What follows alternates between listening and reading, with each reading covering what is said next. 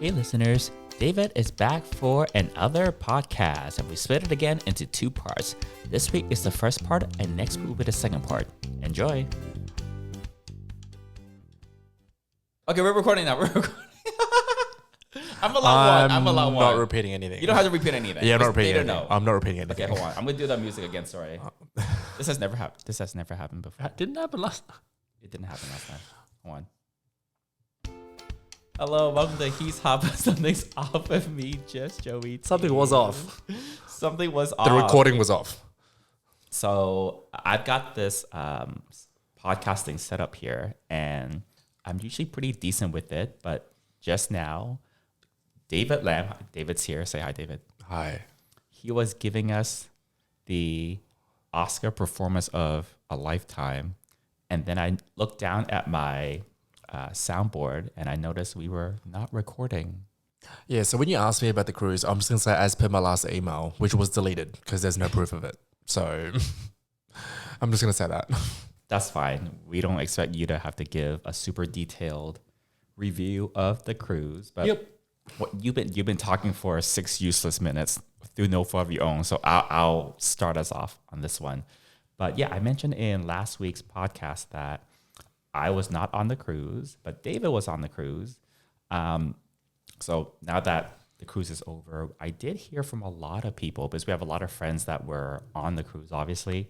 We heard from a lot of people that there was some sort of sickness going around. I think that on cruise ships, there are some, sometimes you get sick for like a day or two and then it's over. It looks like we had some of that, which is never fun. But sometimes on a cruise ship, when you have everyone in such close proximity, that was a thing. But as far as I can tell from my Instagram here in Los Angeles at home, it looked like a pretty fun cruise. We had quite a few friends that were on board. But the Atlantis cruises are always fun. So yeah, as I was really dramatically giving a really accurate, detailed 6-minute presentation about how the cruise was, it was good. It's always fun. Always fun. Gay Disneyland for a week. It is out of reality. It is like that. It's like an alternate universe when you go. Yep. Honestly, it's you step off a plane, maybe you're at a hotel the night before.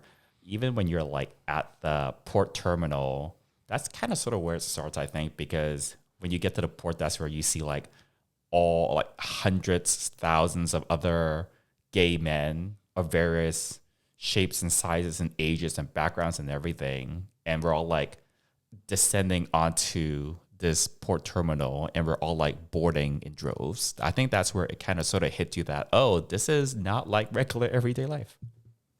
Yeah, a gay fantasy. I think all the newbies had a good time, and like a lot of rumors sort of surround this ship, but it's like almost all of those people aren't on it. So it's like maybe like listen to the people who are on it. Maybe let's talk a little bit about that because I think we can. I think we can give a quote unquote review of the cruise, but honestly, go onto my YouTube channel and just check out a bunch of the after movies I did on that. But yeah, so switching up a little bit, you just told me recently there was like some article or like someone did a post somewhere out there basically about how these cruises are always just like filled with like people that are high, people that are doing drugs, people are just like having sex everywhere, blah, blah, blah. Basically painting some of these gay cruises in an unflattering light. And it's like, I don't know. I think I read media articles like a few years ago, like, I don't know, what kind of newspaper or website or whatever it was. But once in a great while, we do see like a post on social media or some sort of news article that kind of sort of paints that kind of picture of those cruises. And you just mentioned one to me kind of sort of recently. And it's never like super flattering, basically. It's like the tone of those articles. I mean, I think that extends to like comments as well. Like, yes. And it goes back to my very first cruise. I was so anxious in 2015 before my first cruise. I heard all this sort of rumors and conjecture, and then I went on for myself and then had an amazing time, changed my life. Then afterwards, I was sort of reviewing what these people said, and then going back, all these people had never been on one before. So I was like, oh wait, why am I listening to opinions of people who haven't done it? So I think it's a part of a broader problem where it's easy to hate on / be jealous of, or just be a negative person because of, I don't know, insecurity, or just they want to be there, and it's just like it make them feel better to be like, hey, that looks shit, or hey, that looks whatever. I mean, you're entitled to your opinion, but and also I do understand some of the videos of this one in particular, the big Oasis class ships, where you do see like the thousands of people. That is very intimidating for maybe someone who is also introverted or is worried about social distancing. That I definitely understand, where it's like, you know, that it looks like my worst nightmare.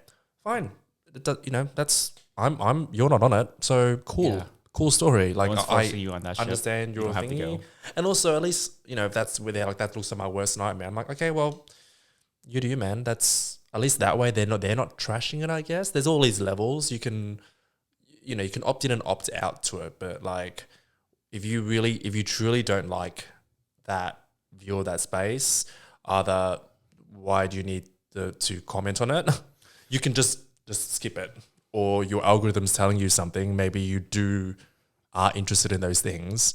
So I just think if people who are like looking at doing it, listen to people who have actually done it. In my opinion, like us. yeah, true. But or friends, or listen to first-hand advice, not people who are just like, I heard that this person, I heard that someone jumped off, I heard that, and we're just like, what are you talking about? Like, yeah. So that's all.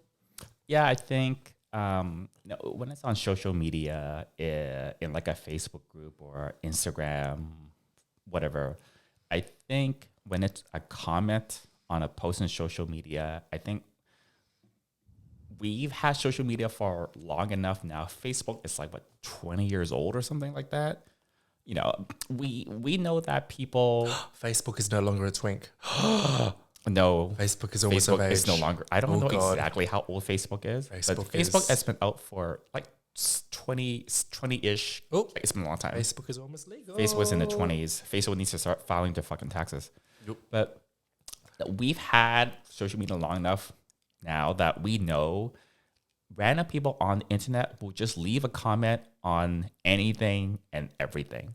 So me personally, I don't pay a lot of attention to the comments, because people literally will just say anything about everything and none of it is solicited. That's just kind of sort of like the comment section on almost anything. So I don't really pay that much attention to it.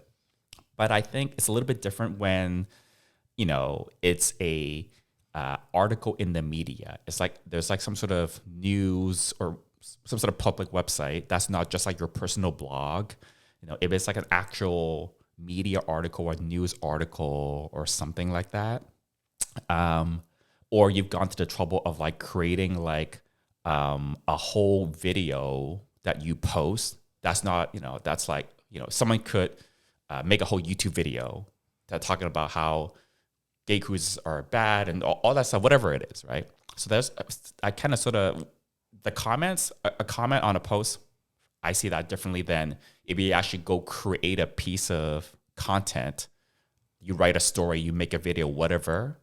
When it's like that, I feel like that's really kind of sort of, people need to, like you said, anything you see or read on the internet, you got to really think about, okay, is this like fact or is this someone's opinion? Are they biased?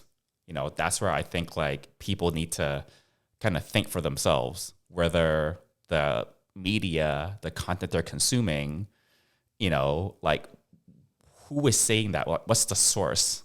Is that like bias? Is it reliable? So on and so forth. But I think you can actually expand that to like anything you consume on the internet, not just this particular topic of like someone writing an article or saying something about an Atlantis cruise. Oh, 100%. I think I think people will love cruises, and gay cruises are a separate entity. Yeah. but also people, some people are against circuit parties, and then even within the circuit, there's people. You know, everyone's got different likes and things, but for me, like the proof is in my pudding. Like my actions speak louder than the words. I continually come back. Yeah. I am not paid to promote them at all, but all I have is because my personal first time was so meaningful to me, and I had such a good time that if I could either if I could share that experience, or if someone had even 50% of the positivity that I had from my first experience, then you would have a good time. And on the cruise, everyone's just sort of smiling. We had sort of cloudy weather for the first two, so to be fair, it was the weather was not the greatest of all of our January cruises. You can't control the weather though. Right. But the thing is, everyone brought good vibes on. Okay, most people good vibes on. I think with the growth of the internet, people do like to complain. I hate that, but people do. And I guess they sort of have a right to, I guess they're like, well, you know, I paid for this vacation, I can complain. Some of the complaints were weather related though, where they couldn't use like the wave rider because that's a shut down deck 16, 17 for the first 2 days. Too windy. Yeah, it was way too windy. Like, yeah, it was way too windy. And so, but most people there were like, you know, well, you can't control the weather. So there's things you can change, things you can't change. But I had a really amazing night. I think night 3 was probably my favorite night, which was the spaceship night, or maybe night 4. Spaceship party? Spaceship Yeah, theme, so I think I stayed till like 10 a.m. that day or 11 a.m. that day. Yeah. So then I was sick coming into the David party's hard, yo. No, I just recovered from like an influenza from White Party, like maybe just 4 days before I came up for the cruise. So I guess my antibodies were ready. So ready I was for you to kind of my immune system was battered, but at least it was protected. So I didn't catch anything, seemingly, knock on wood. I didn't catch any of the various 24-hour bugs that were floating around the ship. Yeah.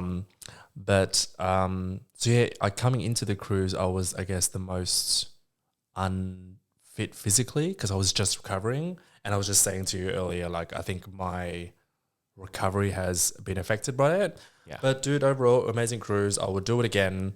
A big ship. It was a big party crowd.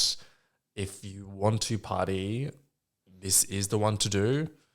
If you want to dance till 10 a.m., this is the one to do. If you want to meet David Lamb. If you want to meet fellow people who, no, not me. If you want to meet people who party all night long, all morning long. You're literally just talking about yourself. I'm actually not. But then I think coming from the person that just said he partied till 11 a.m. 2 nights. Two nights. White party and that night. I didn't really. It still proves my point. Yeah, but I'm getting older, and I thought I was getting too old for this. But then I remembered that I'm just recovering from New Year's. So, yep, anyways, it's a great thing, but make your own decisions, get sick. Yeah, there's obviously thousands of people who do it every year, and they keep coming back. Like, I go there, and it's like one giant family reunion. I'm like, oh my God, you're here, you're here, you're here, you're here. And it's truly addicting. I always say this, you don't really see people do just one. Like, if they do one, they'll want to come back. The vast majority of people that have done an Atlantis cruise, the vast majority of them go again. It doesn't, it's not like their first and their last. It's very rare. Yeah. People, are into like tens, 20, dozens of them. Yeah. One of the things about the cruises that I keep repeating over and over for years now is that the cruise experience is what you make of it. And there's so many different things you can do on the cruise that you get to choose your own adventure. If you're a party person, you want to just party all the time, you can do that. But there are people that don't want to party all the time. And there's lots of other things besides parties that anyone on the ship can do. They've got, like on these ships, right? Like we talk about the party because we're into them, but that's just us. You could wake up early and watch the sunrise and do like an early morning yoga class, and then you can go get like breakfast, and then there's like all sorts of activities on the ship, day and night that you can do that are not the parties. The party is maybe like, I don't know, one of like 30 or 40 different things you can do on any given day. So every day when we get the cruise compass or the newsletter that it's electronic now, but every day there's a newsletter that you can get, and it shows you every single thing that's going on the ship. And literally there's like 40, 50 things listed in there. If you read the whole thing, there's like 40, 50 different things you can do. And it's like during the day or during the night. And it's not like the parties are just like one or two items on like that list of 40 something things. Yeah, no, I knew people who, I had a friend who like won like $2,000 at the casino because he likes to play at the casino. Yeah, I had a friend who went on one of the ports. His new profile photo is him with a seal, like literally touching a seal. Oh, really? So that's cool. Damn, that's cool. I had a group of friends who almost drowned. They did a waterfall adventure, like a freaking, they like hiked through a waterfall. Okay. In like, it must have been the Dominican Republic. Yeah, you can also get off the ship because every itinerary has like at least like 3 ports that you can get off of, and every port is a little bit different. Yeah. And every port there are excursions that you can go on. Yeah, people So do beach you're not stuck days. on that ship for 7 or 10 days or whatever. People do jet ski. Yeah, you can do lots of things. We talked about we mentioned the wave rider thing that's on the ship. You can, there's like sports and stuff you can do on the ship. Escape room. There's escape rooms depending on the exact on one cruise last year. I did go-karts. That particular ship had a go-kart track on it, and I did go-kart. Like depending on the ship, there's different types of things you can do. And Atlantis themselves, they don't just throw parties. They bring on musicians, singers, drag queens. So you see like drag shows, you see people that are singing. They have a pianist. They always have a pianist like that they bring on. They organize these groups, these social groups. For example, one example is they have groups that are for people who are parents, right? So that they can get to like Daddies? like real daddies, like people that are Daddies actual are, all parents. daddies are real. All daddies are real They have daddies. two different. One that's like daddies, like not in the parental sense, and they have a real daddies, like a social gathering Fathers. thing, where it's for people who have actual kids, right? And that way, it's like a great. It does also have like singles nights and couples nights and things like that. They do like singles and couples dinners. That's like a really popular thing where like maybe at 6 or 7 p.m. you do like a pre-drink meet at like a bar. They'll announce all the locations, and then afterwards, everyone, all the singles or the couples, whatever, they'll go to like dinner at the main dining hall. So there are a lot of different things you can do. Again, the parties are like, we talk about the party because we're party people, but the party is literally just like 1 or 2 of the events every day on this list of like 40 something events and things that you could be doing on the ship. And it's actually impossible to do everything. The fact that they have so many events and activities on board is that you can pick and choose what you like, because if you don't like to do a party, you can go play racquetball, or you can go rock climbing, or you can, join a pottery class. I'm just pulling stuff out of my ass, but you can make the cruise however you want it to be. There's so many different types of things that you can do. But who are you talking to? Do you think most of these listeners have gone on one before? Like, I'm curious. So Don't they? I think on my YouTube channel, for example, it's a mix of people that actually there are quite a lot of people on my YouTube channel, just judging from the comments, that want to go on a cruise, but they can't for some reason. Maybe they don't live in a region where they can easily hop on a cruise. Or someone who has never been on a cruise before, but they want to go. Okay. Just judging from the comments, I think we briefly mentioned this on a podcast before, where the people that have been on cruises before, that's not. I don't think there's a ton of those watching my YouTube video. Yeah, bro, because I'm like, you'd be so bored. You're like, why are you telling me this shit? I freaking know this shit. This is Yeah, so I think the people that, at least the ones that engage on my YouTube channel with likes and comments and stuff, most of those are people that have not been on a cruise before. Yeah, just do it. Just do it. You'll love it. You'll love it. Yeah, I You will mean, love it. yeah, try it once. If you don't like it, you don't have to go back. But statistically, most people that go once, they want to go again. Just that you just meet just cool people. Actually, I did meet. I didn't end up going.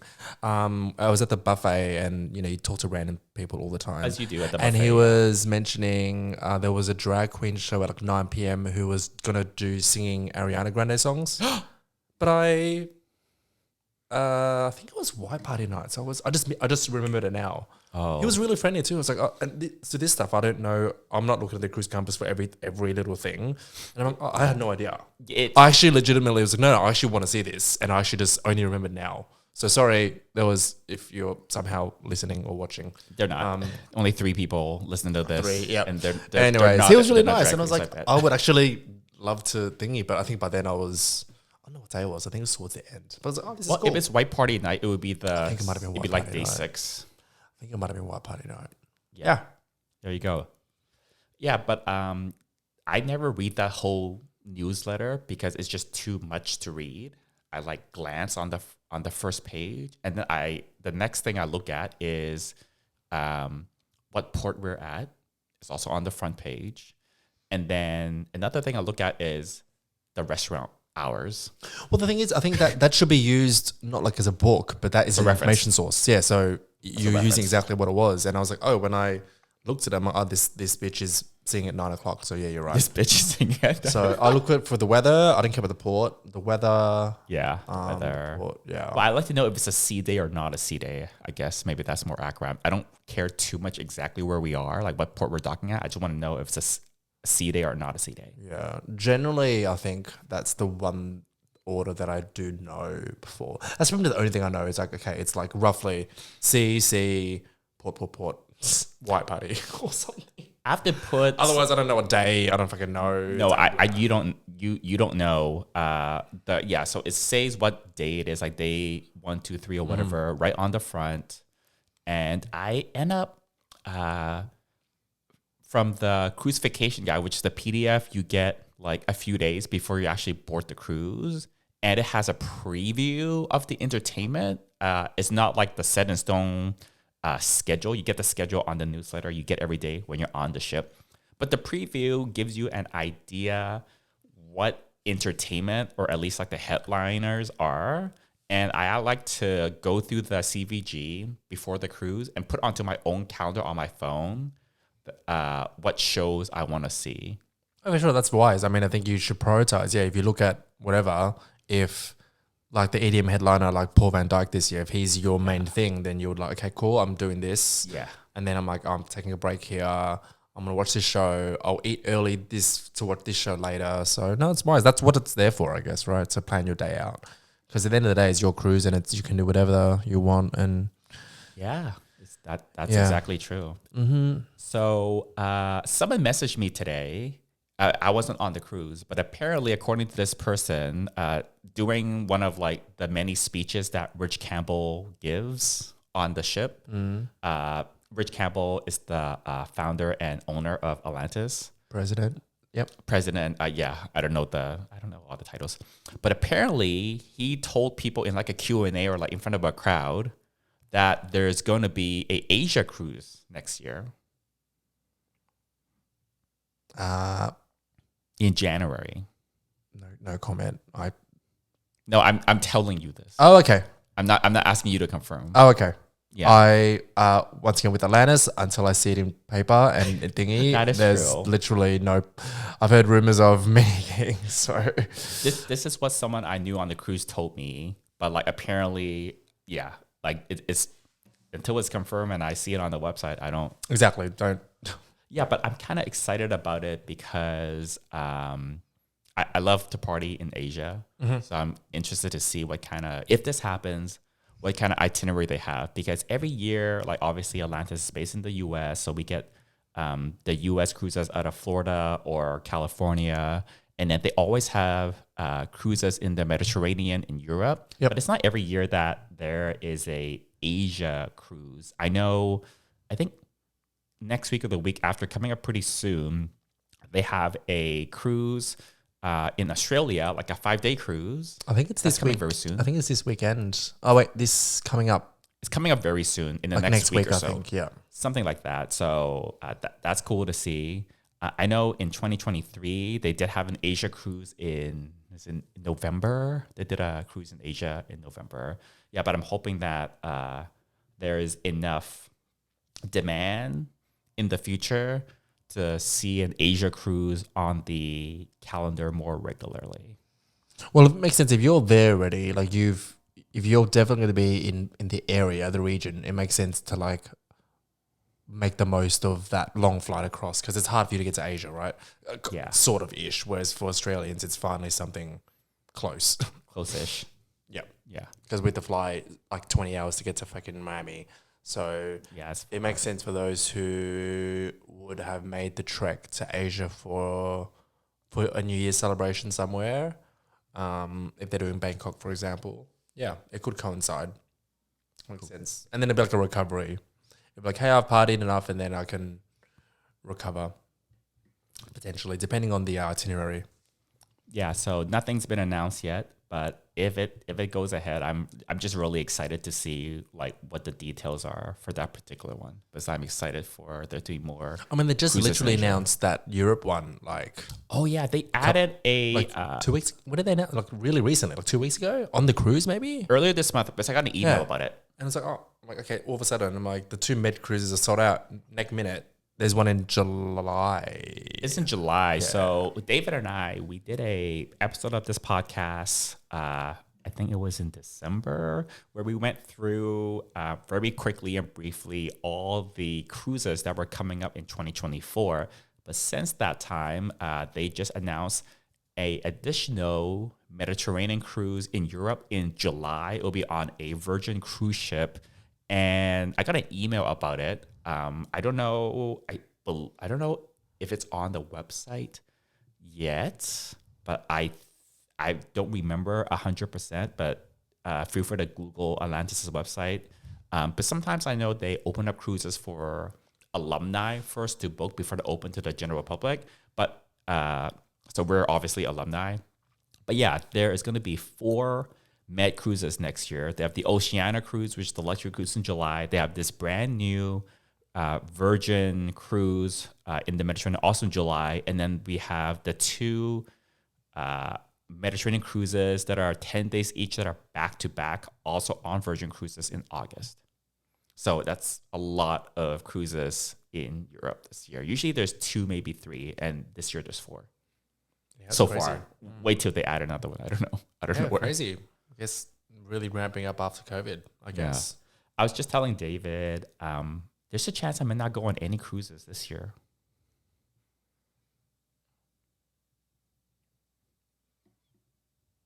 No response. Yeah, because you're not going any cruises. I'm not going to be like, yeah. Wait, well, I wasn't. that was exactly the response I was looking for. Yeah. Thanks, David. Yeah. I didn't go on this January one because I just needed to save some money, and I'm not flying to Australia just to go on a 5-day cruise. And the other Caribbean cruise that's coming up in March, I don't usually go on that one because the crowd is quite different. And I'm not going to fly to Europe to go on a cruise again. I did that in 2023. Flying Europe is very expensive in the summer, in July and August. And I don't think that's like something I want to do again. So that leaves the October cruise. And I had planned to go to Taipei for Taiwan Pride again this year. But yeah, we'll see how the year progresses. I think the October one is the only kind of realistic option for me at this point if I do want to go on a cruise this year. Maybe you're just moving away from cruises. No, I love doing the cruises. I would have been on the January one. I was booked on the January one for like a long time. I just decided to save that money because I didn't have a roommate. I was going to have my own room, and that is not cheap. That was like $3,000 for that room. On top of I have to fly myself over to Miami, and I have to have at least like one night of hotel. So yeah, I love the cruises. I'm not off the cruises. I just need to watch my monies. Yeah. No, that's good. Making good choices. Adulting. We're adulting pretty hard.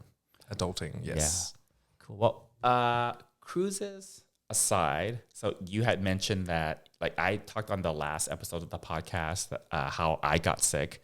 You got way more sick, but it's good to know that you're 100% now. I just have this Ish. lingering. Lingering.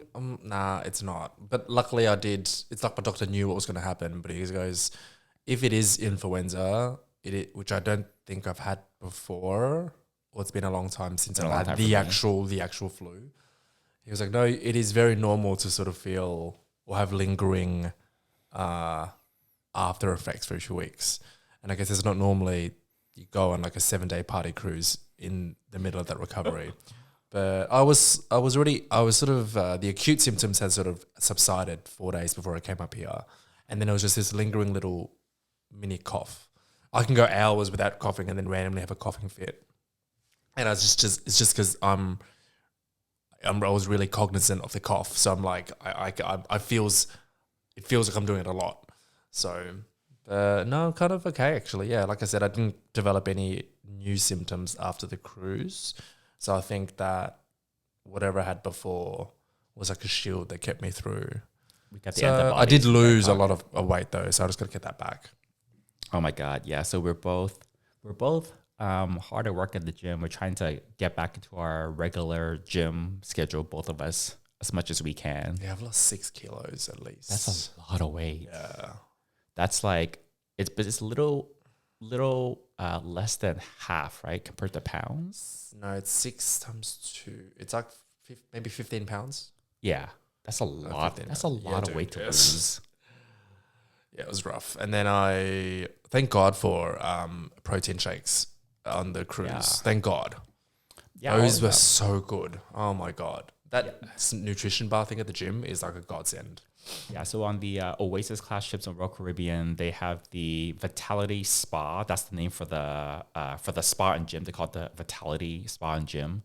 On the Oasis class ships, though, there is a little. It's not a bar, but they have a little protein shake and snacks thing at the entrance. It's a juice bar, basically. It's a juice protein bar. and juice. Yep. Yeah, it's like on when you're about to walk in before you get to the gym and the spa. So there's like a little juice bar. They do snacks and they also do protein shakes. So if you happen to have, you can just buy it a la carte. It's like, I don't know how much it is, $6 or $8 or something. I think $7.95 or $8. Yeah. Something like that. And you can kind of customize it because they have fresh fruit there. And they say, oh, like, do you want like bananas or strawberries or chocolate or whatever flavor you want. Yep. And then they've got different types of protein powder. You can do whey or you can do vegan. So you can kind of sort of customize it. And they are usually very, very delicious. Yeah, it's like 6:30 to 10 p.m. Anyways, they're amazing. They've got hours. So like that's one of the places we go on that particular ship is those shakes are really good. We like to keep our protein up. But what I've started to do is actually I'll bring a whole bag or bottle of protein powder onto the ship and I keep it just in my room and usually it'll last me it'll last me like a whole week if I have like a couple of those every day. Yeah, I guess I should have been more like trying to keep my weight up after losing so much weight over New Year's. But I don't know. I was there to party and dance with friends, so I didn't worry about it. You're shredded. Accidental shredding. Yeah, well, you've done a shred cycle basically. Now you can do bulk. So gross. Now you can do bulking. Yeah, I need to get back into it. Yeah. So, okay. So that will be another episode of the podcast. All right. We will sign out from there. Say bye, David. Bye, David. Bye.